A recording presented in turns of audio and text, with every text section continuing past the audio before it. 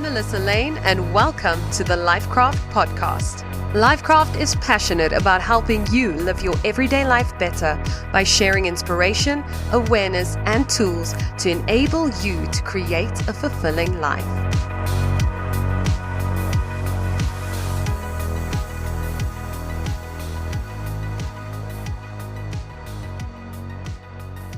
Hello and welcome to this episode of the LifeKraft Podcast. My name is Melissa Lainn and I will be your host today. I am going to be doing an episode that is very near and dear to my heart, and I'm going to be speaking about the 5 books that changed my life. So this month is the 1-year anniversary birthday celebration of the LifeKraft Podcast. I can't believe we started this podcast a year ago, and it's already grown to be such an important part of not only our lives, but so many people's lives. And I am so excited to have you guys get to know myself and the producer a bit better during this month. And we're going to have a lot of exciting things happening just to celebrate the fact that we all love self-development, we all love self-empowerment, and we all believe that there is a version of us that we can grow into that will make an impact on this world. And we so need that type of mindset at this time. So before I get going, I just want to remind you that we absolutely love hearing from you. So make sure that you take a screenshot of yourself listening to this episode and tag at the LifeKraft, tag myself as well, Melissa Lainn Wellness, and share what you learned. Share what your favorite part of this episode was, or perhaps you've read one of these books or you want to. Let us know. I'd love to connect with you and get to know our community a bit better. So I used to love books. I didn't have the best childhood, but I disassociated for most of my life. And one of the ways that I would disassociate was through books. I would escape into another world, into endless possibilities, into a version of myself that I wanted to be. And so I grew up reading so many books. I used to sit in class and read books, and I used to sit in the trees in our little garden and read books. And one day I realized that I used to only read fiction and novels. I realized that I might have the potential to become one of those characters that I was reading about, but I would only be able to become like those people in those books if I learned from people who have already become that. And that's when I started switching from only reading fiction to reading more biographies, self-development, self-empowerment, etc. books. And the change was massive.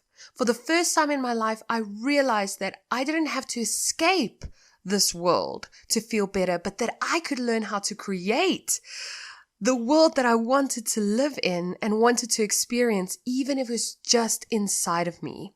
Sadhguru always says that we can't really help what happens around us. And I think we all saw that with 2020. And depending on when you're listening to this, 2020 was a massive awakening for all of us that something so big can happen outside of us and it's going to affect every single person on the planet. But what Sadhguru always says is you have absolute control of your inner world and what happens there.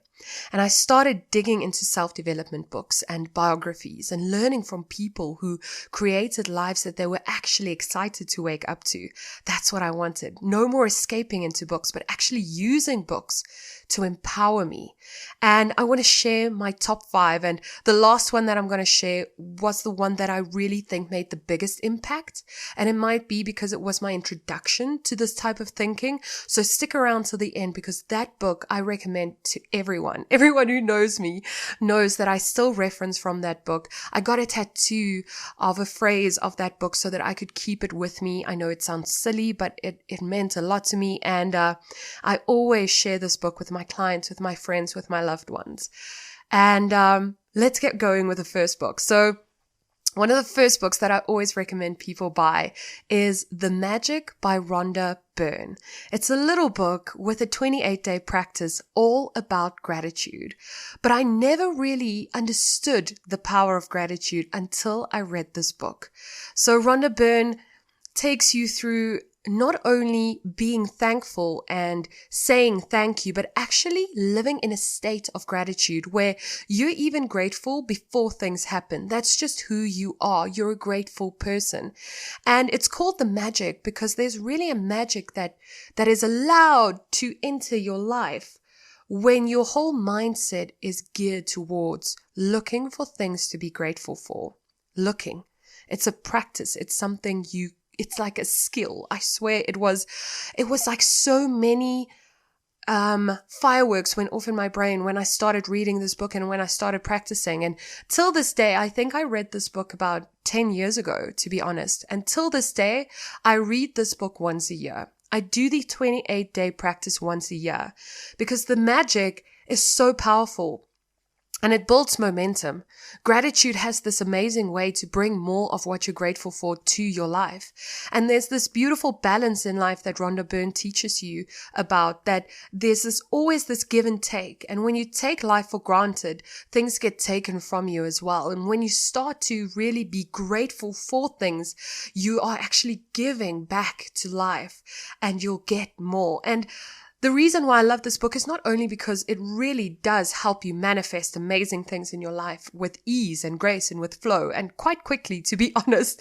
I know now that if I do this 28-day practice, that things will start, the momentum of good things starting to happen in my life will just click into place like this. But I love this book because living in a grateful state feels better. It just feels so good. And I think so many times we focus on what we can get from life and not just really focus on how it feels to be alive. And this book helps me enjoy this journey on earth. It really does, the simplest things. And I want to read a little bit, just this little phrase from the book that I absolutely love. She says, "Never let a day pass without looking for the good. Feeling the good within you, praising, appreciating, blessing, and being grateful. Make it your life commitment, and you will stand in utter awe of what happens in your life." That's Rhonda Byrne of The Magic. And I'm so grateful to her for writing this book, because it absolutely changed my life. Go and get it. Do the 28-day practice. Tag me when you do. I'll do it with you, I swear. I love this book. And just share the magic that this world has to offer with me. So that is definitely one of the books that changed the game for me amazingly. Like, I can't stop saying the word amazing because it really was that good. The next book that absolutely changed the game for me is The 5 a.m. Club by Robin Sharma. Now, I was never a morning person, and I think I realized with this book, The 5 a.m. Club, why I was never a morning person. And the reason was I didn't know what to do with myself. I just woke up and I had no intention. And Robin Sharma is an amazing person.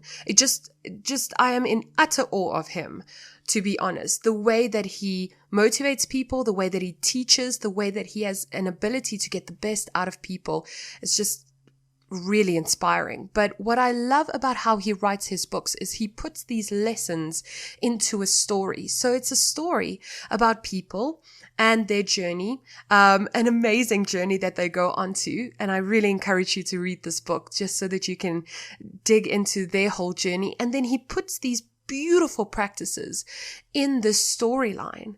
And I started realizing that the reason why I struggled to get up in the morning was not just because I was undisciplined or that I didn't have the willpower to do so, but that if I created a structure that I could fall into, which he helps you create in the book, I have a reason for getting up at 5 a.m. and that allows me to want to get up at 5 a.m.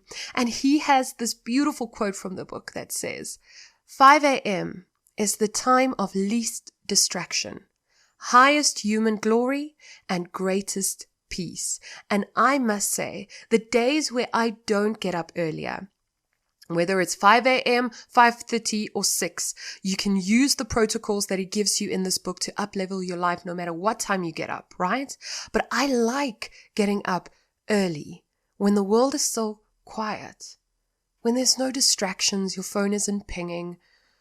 Maybe you're a mom or a dad, your kids aren't up by then. Just taking that little time in the morning to set yourself up to win. Because we're the creators of our reality. That means your inner world. And you can set yourself up to win inside, not just focusing on the outside all the time. That'll come out of you, right?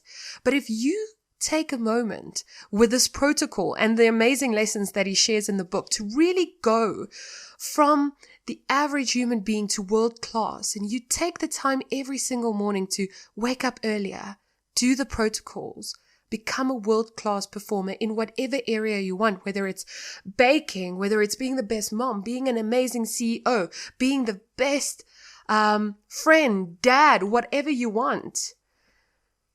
Just setting up that daily routine to set yourself up to win, priceless, priceless, priceless. This book was fantastic, and I really encourage you to read that.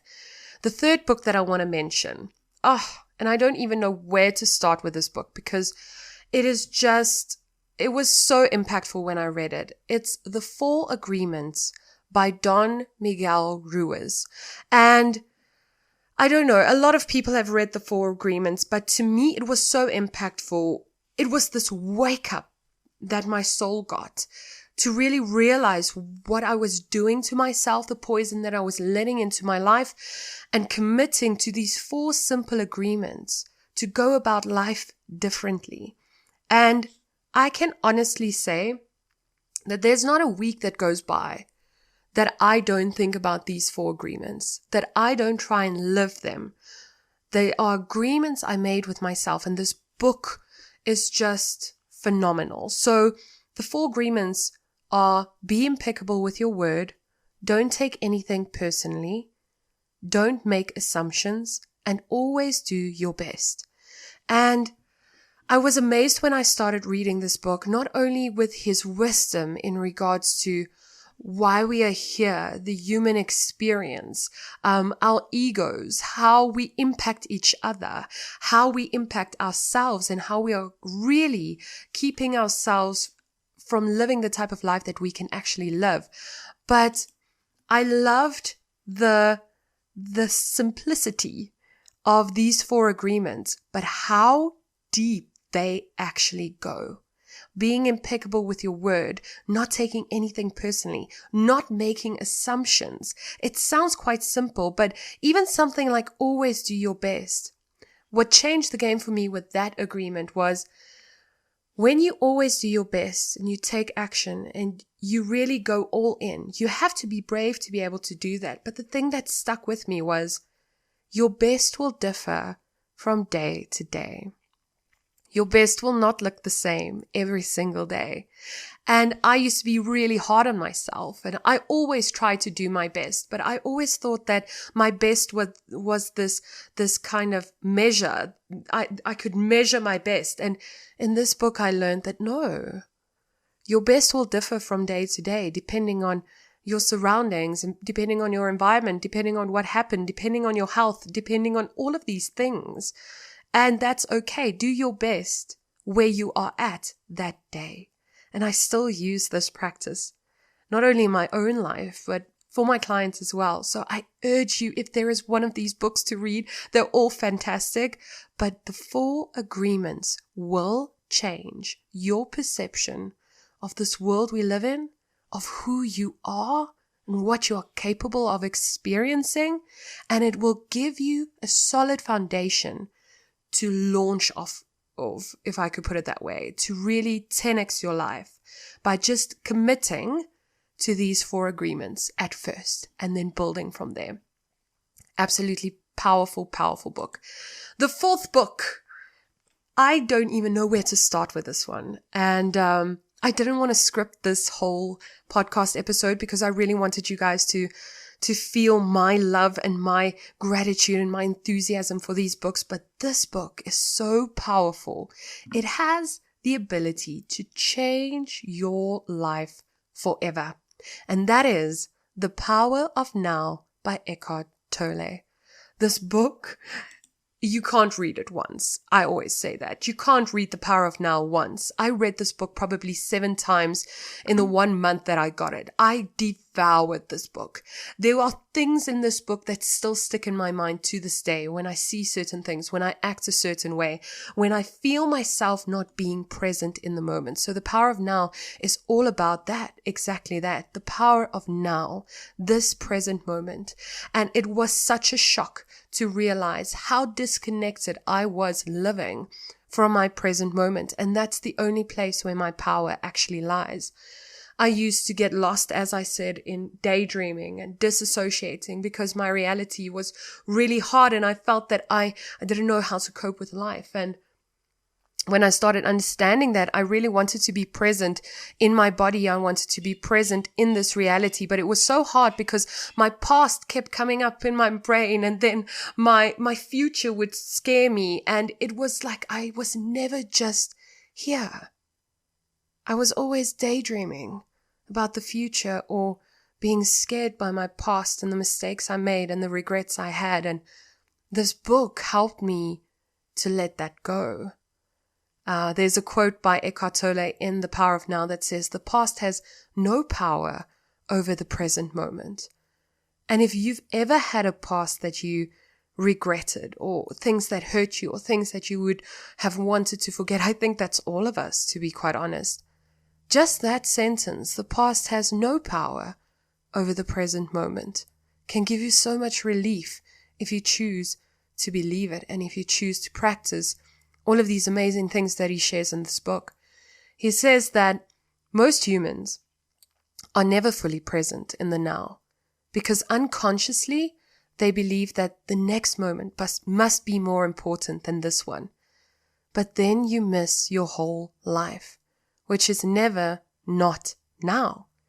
And that's a revelation for some people to realize that your life is only ever now. I encourage you to buy this book, read it, devour it, just take it all in.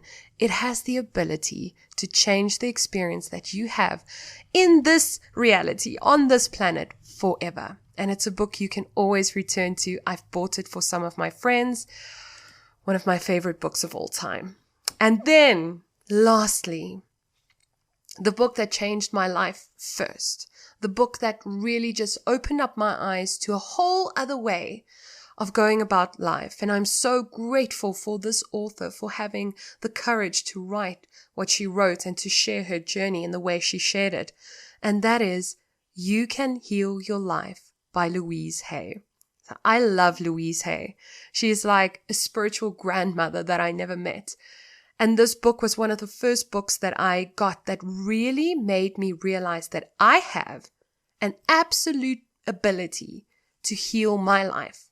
And the reason why that was important to me is because I grew up very codependent, a family that was enmeshed in group thinking and just family first. And I never felt that I fit in. And I was really lost at that time and I felt powerless, because it felt like the world around me and the circumstances that I was born into and the things that I had created up to that point was overwhelming me and it was bigger than me. And I had no ability to change anything. I just had to make the most of the life I got. And here comes this book.